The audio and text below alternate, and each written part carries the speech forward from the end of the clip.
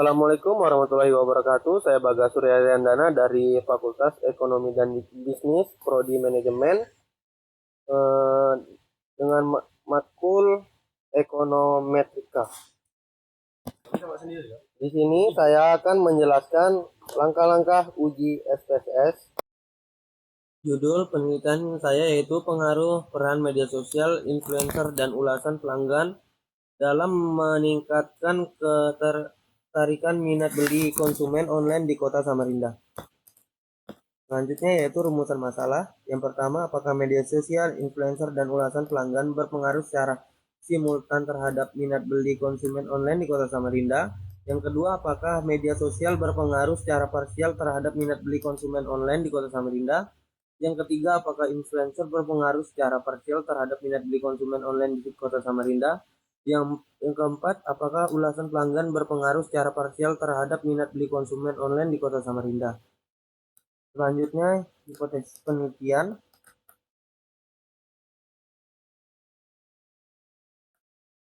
H01, media sosial, influencer, dan ulasan pelanggan tidak mempengaruhi minat beli konsumen online di Kota Samarinda secara simultan. AA1, media sosial, influencer, dan ulasan pelanggan mempengaruhi minat beli konsumen online di Kota Samarinda dan secara simultan. Yang kedua, HO2, media sosial tidak mempengaruhi minat beli konsumen online di Kota Samarinda secara parsial. HA2, media sosial mempengaruhi minat beli konsumen online di Kota Samarinda secara parsial. Yang ketiga, HO3, influencer tidak mempengaruhi minat beli konsumen online di Kota Samarinda secara parsial. HA3, influencer mempengaruhi minat beli konsumen online di Kota Samarinda secara parsial. Yang keempat, HO4, ulasan pelanggan tidak mempengaruhi minat beli konsumen online Kota Samarinda secara parsial. HA4, ulasan pelanggan mempengaruhi minat beli konsumen online di Kota Samarinda secara parsial. Selanjutnya, metode penelitian. Penelitian saya menggunakan metode kuantitatif.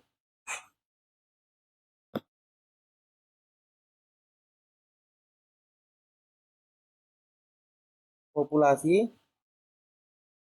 dalam penelitian ini adalah seluruh konsumen yang aktif melakukan pembelian produk secara online di Kota Samarinda. Populasi ini mencakup berbagai kelompok umur dan latar belakang yang rutin menggunakan platform e-commerce seperti Shopee, Tokopedia, Lazada, dan marketplace lainnya di wilayah Kota Samarinda. Populasi ini dipilih karena mereka merupakan target utama dalam penelitian yang mengkaji pengaruh media sosial, influencer, dan ulasan pelanggan terhadap minat beli konsumen online. Selanjutnya yaitu sampel. Dalam penelitian ini, populasi dianggap tidak terbatas atau tidak diketahui secara pasti jumlahnya, sehingga penentuan ukuran sampel menggunakan rumus Lemsum sangat tepat. Rumus ini membantu menentukan jumlah sampel minimal yang diperlukan agar hasil penelitian dapat mewakili populasi dengan tingkat kepercayaan dan margin of error tertentu. Jadi, jumlah sampel yang dibutuhkan adalah sekitar 43 responden. Untuk memudahkan penelitian dapat membulatkan menjadi 44 responden. Selanjutnya, teknik pengumpulan data. Dalam penelitian ini, pengumpulan data dilakukan dengan penyebaran kuesioner tertentu terhadap responden dan dipilih menggunakan teknik purposive sampling berdasarkan kriteria tertentu. Dengan menggunakan skala yaitu kriteria jawaban yang pertama sangat setuju dengan skor jawaban 5, yang kedua setuju dengan skor jawaban 4, yang ketiga netral dengan skor jawaban 3, yang keempat tidak setuju dengan skor jawaban 2, yang kelima sangat tidak setuju dengan skor jawaban 1. Selanjutnya yaitu uji instrumen. Yang pertama uji validitas. Memiliki kriteria yang A, jika R hitung lebih besar dari R tabel, maka item-item pertanyaan dari kuesioner adalah valid. Yang B, jika R hitung lebih kecil dari R tabel, maka item-item pertanyaan dari kuesioner adalah tidak valid. Selanjutnya kita masuk ke SPSS. Klik Analyze. Klik Cell. Pilih Reliability Analyze. Klik semua item P1, P2, P3, dan P5. Masukkan ke kolom variables. Klik statistik. Centang scale if item delete. Selanjutnya yaitu continue. Abaikan semua pilihan yang lain lalu klik OK. Yaitu hasilnya adalah, selanjutnya kita masuk ke Word. Untuk hasil ujinya yaitu keterangan Airtable adalah 0,304. Hasil uji validitas yang telah dilakukan pada masing-masing variabel penelitian ditemukan beberapa pernyataan yaitu tidak valid, yaitu pernyataan X31, X32, X34. Dalam hal ini butir yang tidak valid tidak diikut sertakan ke dalam penelitian. Selanjutnya data di drop out. Pada tabel yang di atas penulis hanya memasukkan pernyataan yang valid saja. Jadi dapat disimpulkan bahwa pernyataan pada tabel 5.1 memiliki nilai R hitung lebih besar dari R table, maka pernyataan tersebut dapat dinyatakan valid. Yaitu uji reliabilitas dengan kriteria apabila angka Cronbach alpha lebih besar 0,60 maka disebut reliable. Dan B, apabila angka Cronbach alpha lebih kecil dari 0,60 maka disebut tidak reliable. Selanjutnya kita masuk SPSS untuk melihat hasilnya, yang yaitu adalah yang saya lingkarin.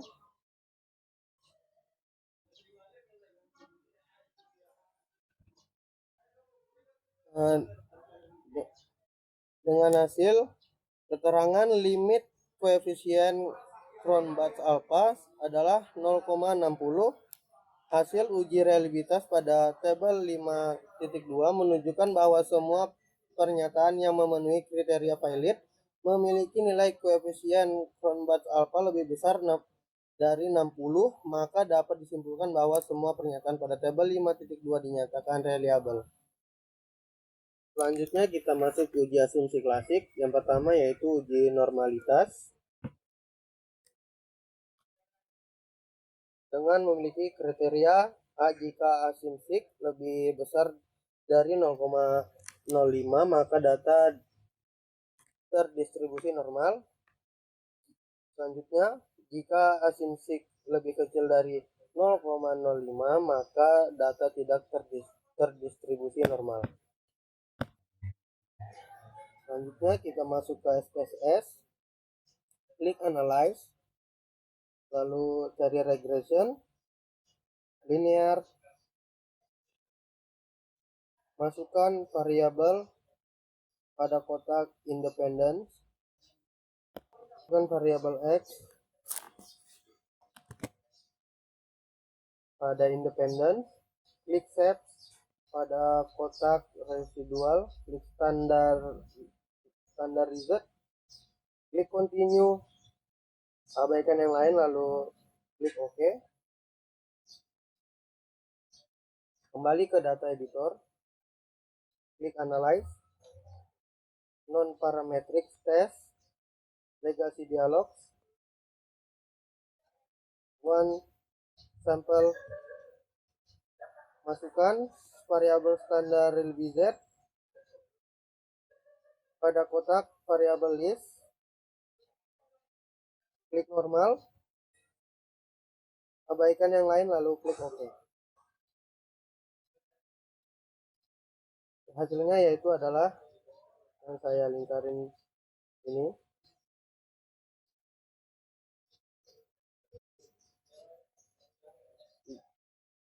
Berdasarkan tabel 5.3 diketahui bahwa nilai signifikansi pada Kolmogorov-Smirnov tes adalah sebesar 0,159.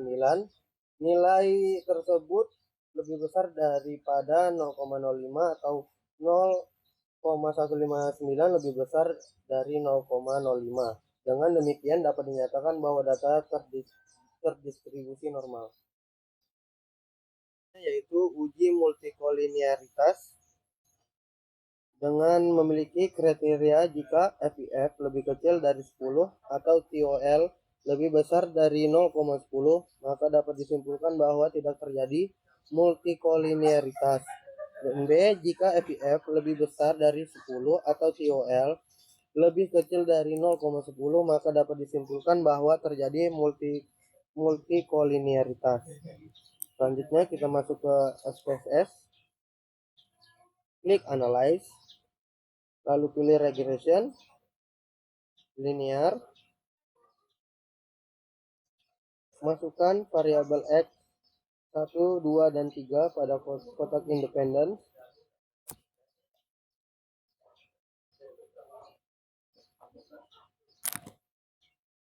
Klik statistik.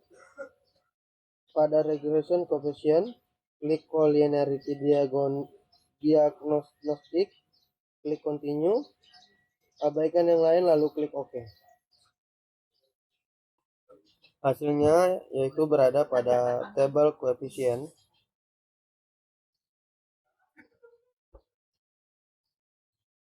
Berdasarkan tabel 5.4 dapat diketahui bahwa nilai tolerance atau TOL masing-masing variabel adalah lebih besar daripada 0,10 dan nilai FIF dari masing-masing variabel lebih kecil atau di bawah 10, maka dapat disimpulkan bahwa tidak terjadi multikolinearitas atau variabel independen dalam model regresi.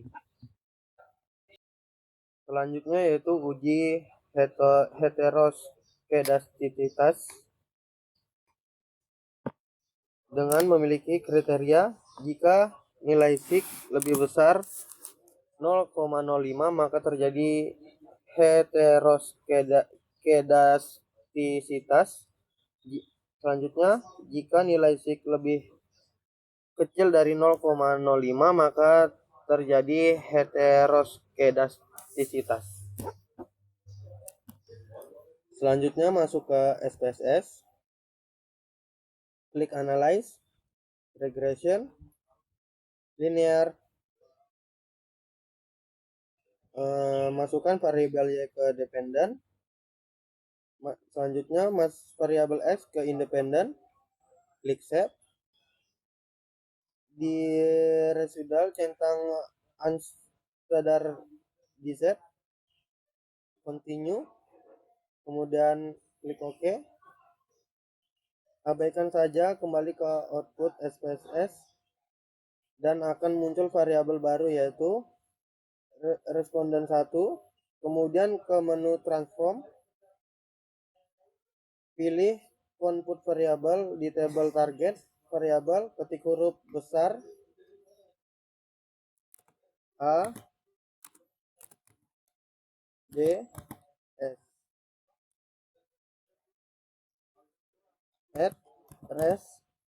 Di bagian function grup, klik attempt trick lalu pilih ABS, masukkan variabel res1 ke numeric expression lalu klik OK. Kembali lagi ke output SPSS, kemudian ada variabel baru yaitu ABS res, kemudian klik Analyze, klik Regression Linear, kemudian di kolom dependen kita ganti dengan variabel ABS res, klik Save, hilangkan centang unstandardized, klik Continue lalu OK. Hasilnya ada pada tabel koefisien.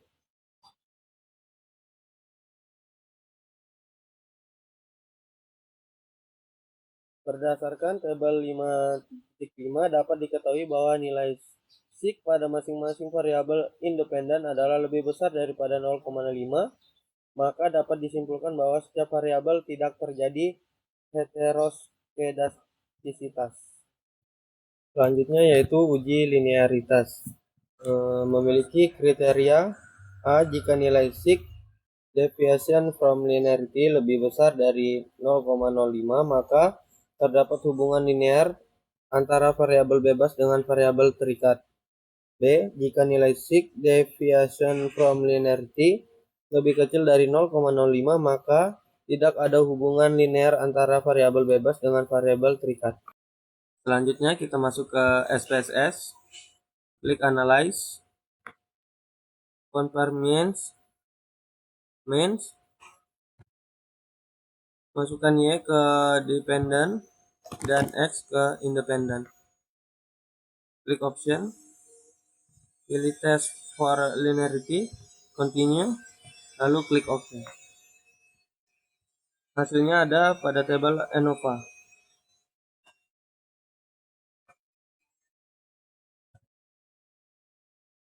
Berdasarkan tabel 5.6 diketahui bahwa nilai sig deviation from linearity dari hubungan antar variabel lebih besar daripada 0,05 atau 0,824 lebih besar dari 0,05.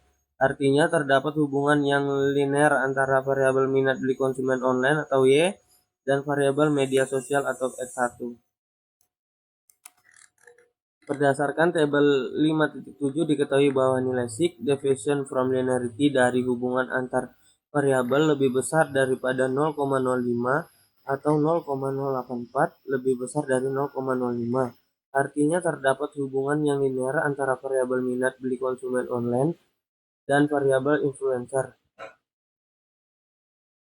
Berdasarkan tabel 5.8 diketahui bahwa nilai sig deviation from linearity dari hubungan antar variabel lebih besar daripada 0,05 atau 0,800 lebih besar daripada 0,05.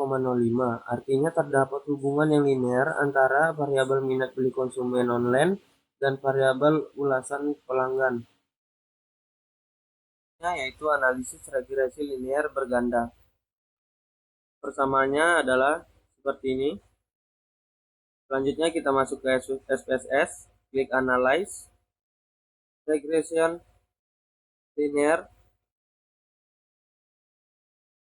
Y ke Dependent, dan X ke Independent.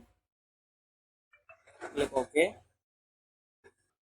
Hasilnya ada pada tabel koefisien.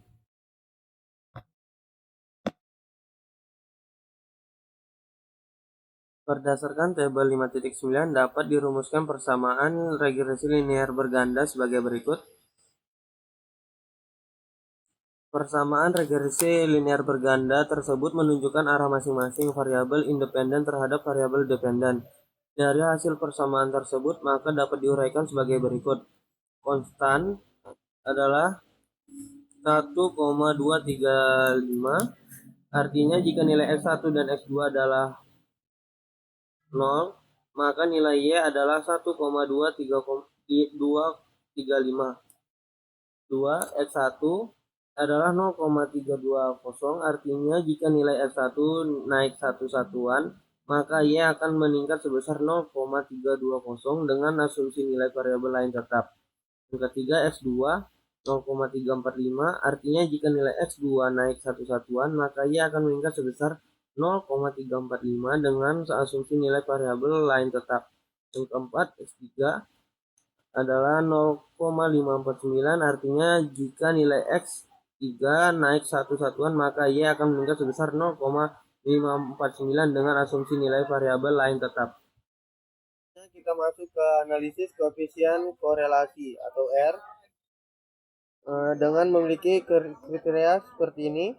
Selanjutnya kita masuk ke SPSS, klik data yang akan diolah, buka program SPSS, buka file korelasi produk momen, klik Analyze, Correlate, Bivariate, input data variabel X dan Y, centang person, pilih test of significance, lalu klik OK. Hasilnya ada pada table correlation.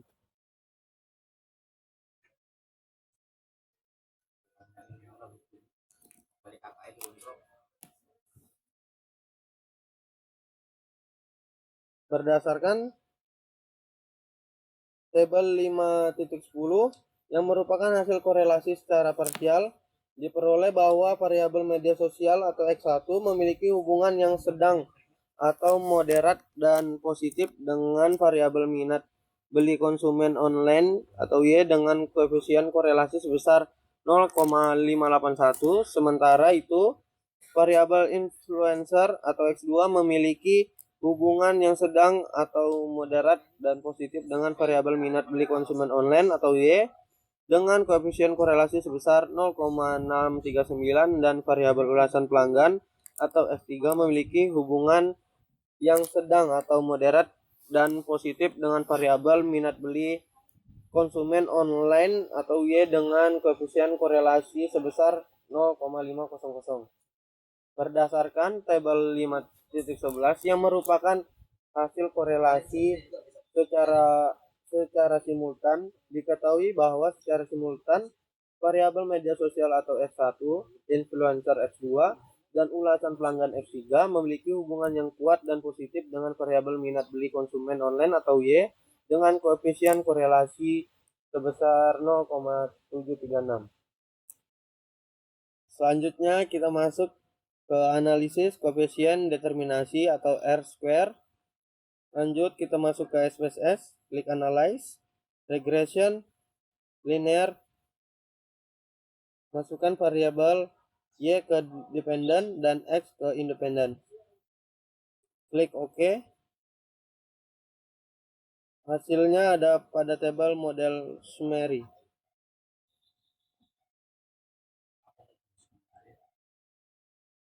Berdasarkan tabel 5.12 diketahui bahwa hasil koefisien determinasi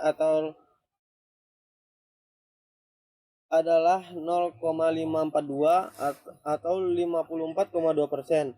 Artinya variabel media sosial atau X1, influencer X2, dan ulasan pelanggan X3 mempengaruhi variabel minat beli konsumen online sebesar 54,2%. Sisanya yaitu 45,8% dipengaruhi oleh variabel lain yang tidak diteliti pada penelitian ini.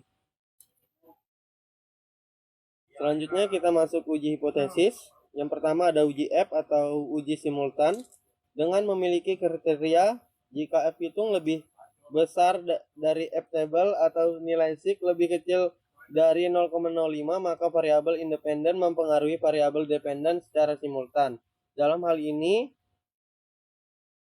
HA diterima dan HO ditolak.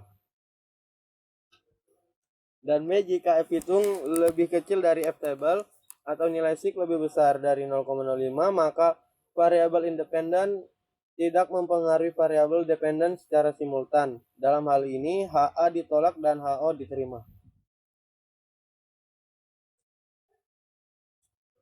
Selanjutnya hasilnya ada pada tabel ANOVA yang saya lingkarin ini.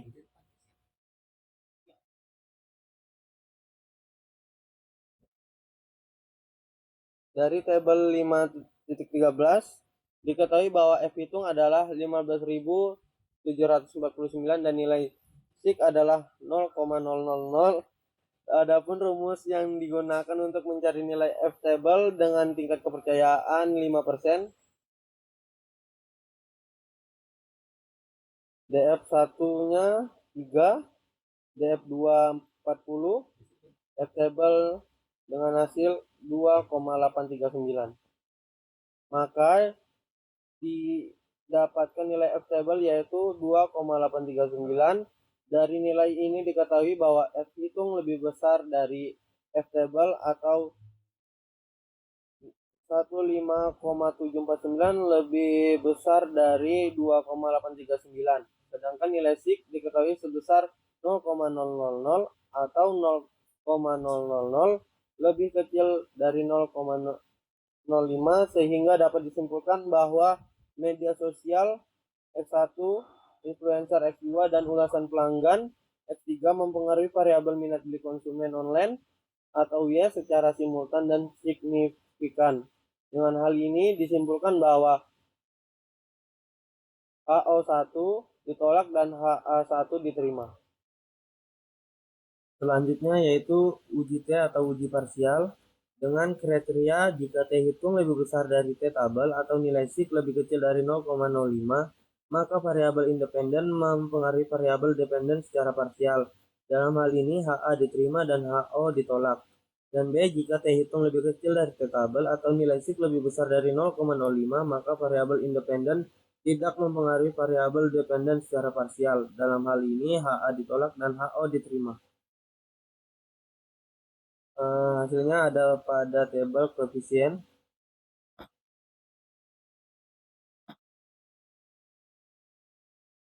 Berikut adalah rumus yang digunakan untuk memperoleh T tabel dengan tingkat kepercayaan 0,05 atau 5%. DF2 dengan hasil 40 dan T tabel dengan hasil 2,021. Yang pertama, media sosial berdasarkan hasil perhitungan T tabel dan hasil T hitung pada tabel 5.14 diketahui bahwa T hitung lebih besar dari T tabel atau 2,275 lebih besar dari 2,021, sedangkan signifikansi menunjukkan bahwa SIK lebih kecil dari 0,05 atau 0,028 lebih kecil dari 0,05.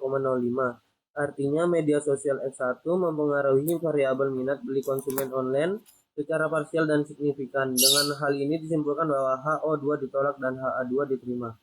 Selanjutnya yaitu influencer.